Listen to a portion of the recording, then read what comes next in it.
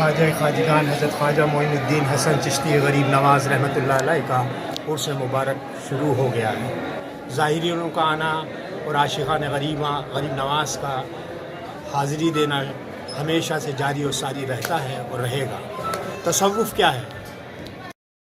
تصوف روح قرآن ہے، تصرف معنی قرآن ہے، تصوف عاشق و معشوق سے ملنے کا ساما ہے۔ میں جناب حاجی فرید صاحب سے، جناب اقبال صاحب سے اور جناب ہمارے میاں نفیس میاں صاحب سے گزارش کرتا ہوں کہ وہ تصوف پہ اپنے خیالات کا اظہار کریں۔ جی، یہ کیونکہ عرس کا موقع ہے اور یہ غریب نواز ہندوستان کے سلطان الہند اور صوفیوں کے سردار ہمارے ہندوستان بر صغیر میں، تو یہ بڑا اچھا موقع ہے۔ ہم سب بیٹھے ہوئے ہیں الحمدللہ اور اس چیز کے اوپر بات چیت کر رہے ہیں۔ یہ آج کل کی زبان میں اس کو صوفیزم بھی کہتے ہیں، اور تصوف بیسیکلی وہ چیز ہے کہ جو روحانیت سے جڑا ہوا ہے۔ ایک ہوتی ہے مادی دنیا، ایک ہوتی ہے روحانی دنیا۔ تصوف کے وہ لوگ ہیں جو مادی دنیا سے پرہیز کر کے روحانیت کی طرف آتے ہیں اور اللہ سے لو لگاتے ہیں۔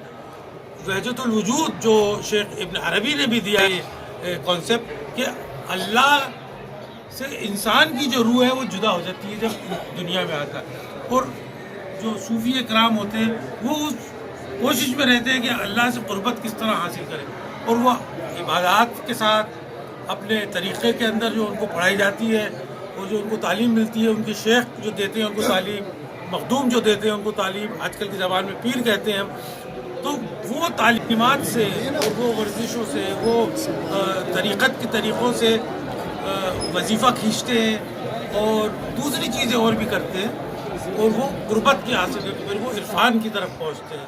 جب وہ عرفان پہ پہنچ جاتے ہیں تو اللہ کے اتنی قریب ہوتے ہیں کہ پھر اللہ اور بندے میں فرق نہیں رہتا، جیسے عاشق اور معشوق کا ملن ہوتا ہے اسی طرح یہ ہوتا ہے۔ بس یہی ہے حضرت، اور اسی لیے عرس ہے۔ عرس کے عربی کا لفظ ہے، اس کا بھی مطلب ہے ملنا۔ شادی کے اندر بھی یوز کرتے ہیں، دولہا دلہن کے لیے بھی یوز کرتے ہیں، تو یہ وہ ہے۔ جی وکیل صاحب۔ السلام علیکم۔ تصوف کی اصطلاحات صوفیزم میں تصوف ایک اصطلاحات ہے، اور تصوف کی ایک اپنی تاریخ ہے، تصوف کا ایک اپنا ایک طریقہ ہے۔ تصوف کی تاریخ یہ ہے کہ پہلے کسی زمانے میں جو صوف پہنا کرتے تھے، جو ان کو صوفی کہا کرتے تھے۔ صوف تو ایک کپڑا ہوتا ہے جو پہنا اس کو صوفی کہا کرتے تھے ان لوگوں کو۔ اور سرکار دو عالم صلی اللہ علیہ وسلم کے دور میں کچھ بزرگ تھے جو ایک جگہ بیٹھ جایا کرتے تھے اور یاد الہی میں مشغول رہتے تھے۔ جی اور اس یاد الہی میں مشغول رہتے ہوئے ان کو دنیا داری کا کوئی علم نہیں ہوتا تھا۔ سرکار نے خود نے بھی فرمایا کہ ان کو کچھ نہ کہو اور انہیں جہاں بیٹھے ہیں جس طریقے سے بیٹھے ہیں۔ آج بھی مدینہ منورہ میں وہ جگہ موجود ہے جہاں صوفی حضرات وہاں تشریف رکھتے تھے اور وہاں بیٹھتے تھے۔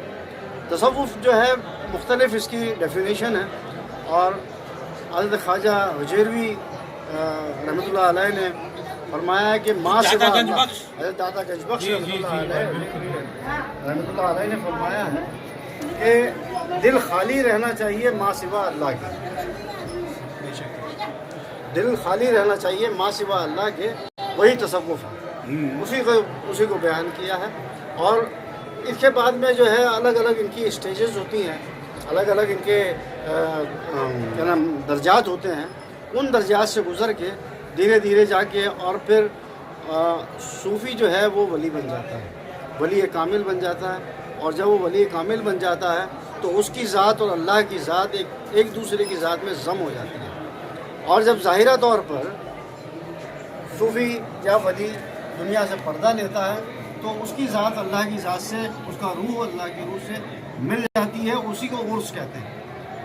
اسی طریقے سے عرس کی غریب نواز کے مثال کے بعد میں پہلا عرس جو منایا گیا ہے وہ خدام حضرات کی طرف سے منایا گیا ہے، اور خدام حضرات کے بابا و اجداد خواجہ فخر الدین گردیزی رحمۃ اللہ علیہ انہوں نے پہلا عرس منایا ہے، اور تبھی سے 811 سال سے 810 سال ہو چکے ہیں، 811واں سال چل رہا ہے، 811 سال سے یہ سلسلہ قائم رہا ہے، اور انشاءاللہ قیامت بالکل بے شک وضع فرمایا آپ۔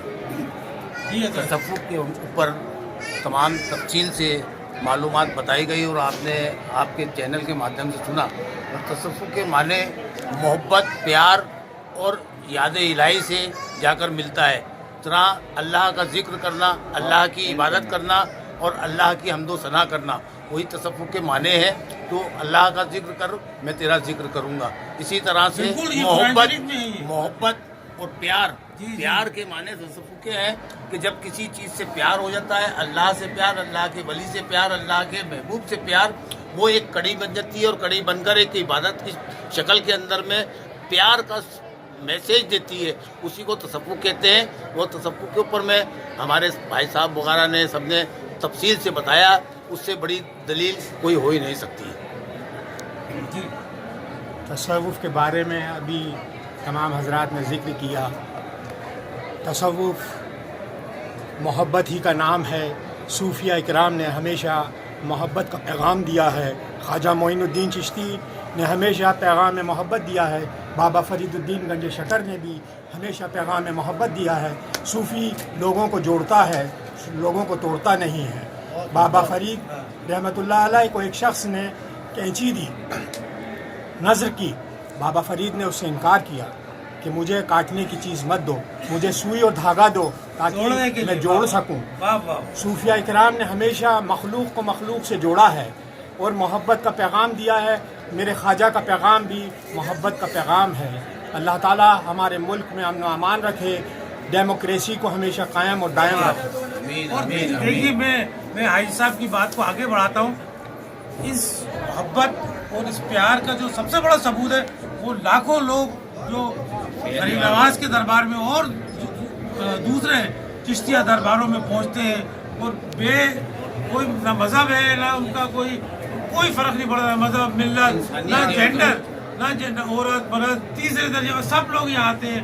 काला पीला, हर ज़बान लिसान की कोई फ़र्क है।